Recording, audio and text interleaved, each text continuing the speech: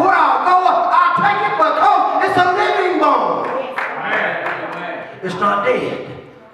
It's alive. Come on, somebody. It's alive. I prayed all the way to church this morning. Sister sang that song. Sister sang that song. One time she said, I can't sing it no more. How many miracles do we need to see before we realize God is God? He's only God. He is God. There's no other God before Him. He is God. He is the salvation. He is the Holy One.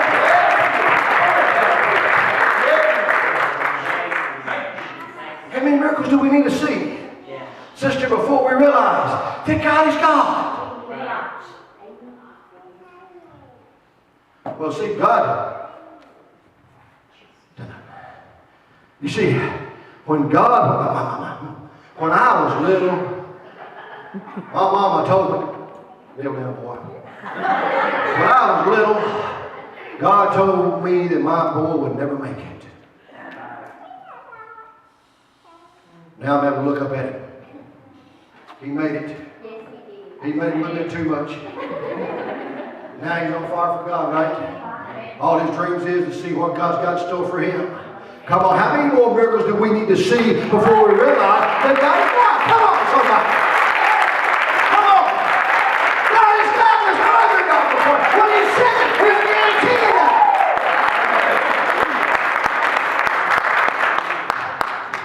You can get back here and sit down. Oh, when my other firstborn was born. Come on, I'm going to tell you like it is this morning, whether you like it or not, because I ain't the pastor. I ain't got to worry about you calling me tomorrow. Because I'm going to be flying out here tomorrow back to Boston and ain't worried about it. I love evangelism. I pastored for 26, something like that years. I love evangelism. I love to get up and not worry about all them phone calls. How many more? He's dying. You can't hold this baby. Hold him, love him, and say bye to him, sister. He ain't gonna make it. But doctor, I don't know what to do. Well, just call him home and get him prepared. Call him, tell him, he ain't gonna make it. He can't make it. How many miracles do we need to see before we realize that God is God? Come on, somebody. How many miracles do we need to see when somebody tries to put us down and can't stand up and say God is God? Come on, somebody.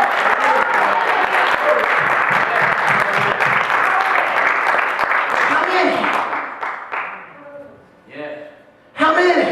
Yeah. How many? How many do we need to see? How many? How many do we need to see? How many? God is God. There's no greater image for God. When God is God, He's above everything. He's not a rock. He is the salvation. Yeah. Come on.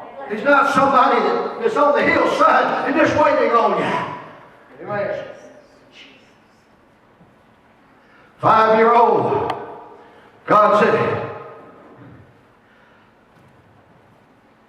told Melinda, the doctor told Melinda, he got a hot mama. He ain't going to be able to work good. He ain't going to make it too good.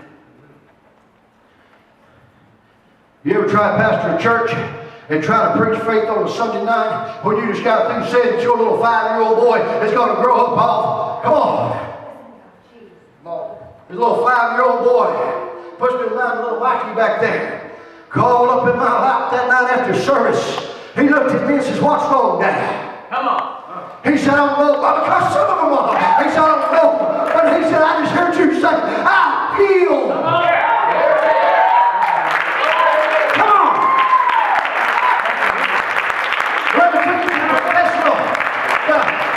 What do you call that thing? The science. What do you call that doctor that's supposed to be the best in his field? I can't even say it. I want to look this morning.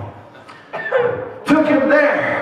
Set him down just a few weeks after that. And he looked at Melinda and said, what are you bringing to me for? I'm the heart specialist. I don't know what he's doing here. His heart's perfect. Just go home.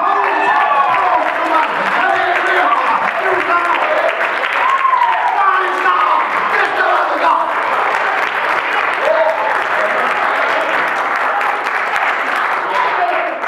How many miracles do we need to see? How many miracles do we need to see? How many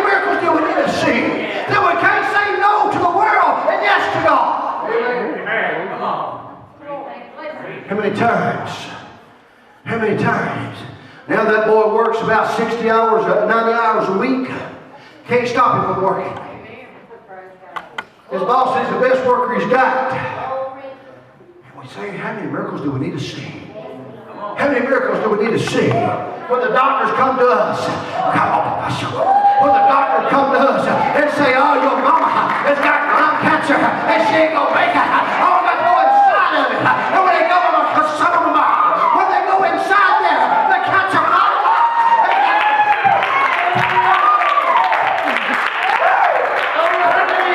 miracles do we need to see when we realize some of them are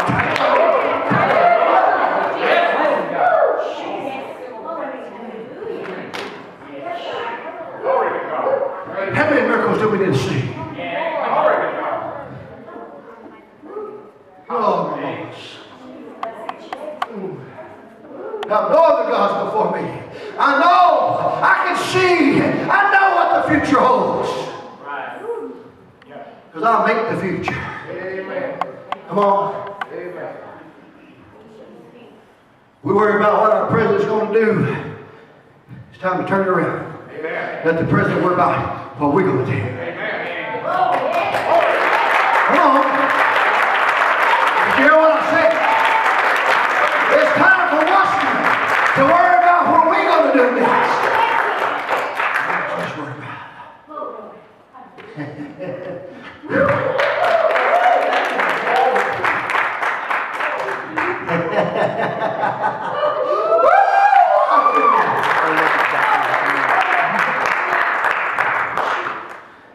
I looked at the doctor one time, sitting there all degrees on his wall, been in business for years.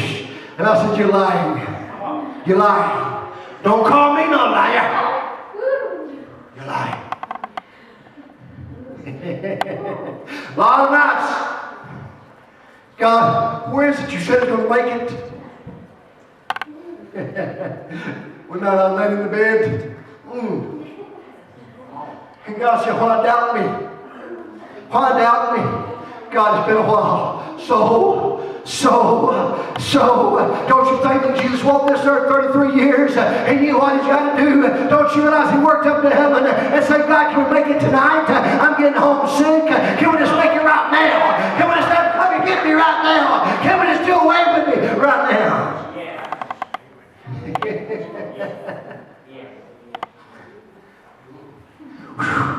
I feel him here this morning. If you don't feel him here this morning, there's something wrong. But he said, let me show you what I can do. Let me show you what I can do. Instead of worrying about him anymore. All I want to see is walk down the streets of Washington proclaiming Jesus Christ as the Lord of Lords and the King of Kings. He done something that in my 30 years of ministry I've never done. I woke up one night and God said, your boy is going to preach before thousands. I said, God, he can't even talk.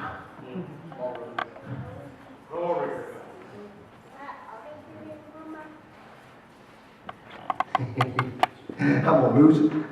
Come on.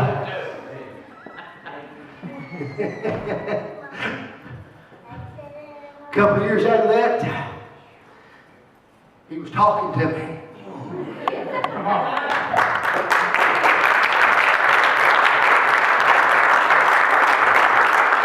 God woke me up at 3 o'clock that morning. Wake up! Sleepy head, you sleep your life away. Yes. How many of you woke up in the middle of the night? All of a sudden you're in deep sleep, and all of a sudden you're awake, just looking. Don't know which way to go. Then all of a sudden, brother, you see a vision. It ain't going to happen. Sitting there on a stage, surrounded by young people. I looked over to the left, thousands and thousands. I couldn't even count them. There's so many people there. I said, oh boy, so much has come true. I know it's got to be true. I know it, I know it, I know it. So he said, you can't tell nobody. That ain't right. God, that ain't right. I got to tell somebody. I got to tell somebody. Went in the church that morning teaching Sunday school. Walked up there and I was teaching Sunday school and I was talking to God when I was teaching. How many's ever tried to speak and talk at the same time to God? God, I got to tell somebody. I don't care. I got to tell somebody. Somebody. I looked over at James and I said, if I can just tell him, he'll okay. I got to tell somebody. Walked over, told the pastor. Pastor said, after church, I want to talk to you. After church, he said, it's funny. They just called me to know if Travis could go on Channel 57 in Atlanta. I said, well, yeah. Just let him know on me. Got over there. I looked over there. I was sitting over there on the side pastor. Man was talking. I forgot the man's name. I was so excited I don't remember anything but I looked over on that stage. That's exactly the stage that I seen. The young people was around. The light shining. That was exactly what I seen from God. I looked down. I didn't see the thousands though. And I seen him on that stage. And all of a sudden, it dawned on me how either no church could hold what I seen him preaching in front of. How that TV camera took him around the world and back. And he preached his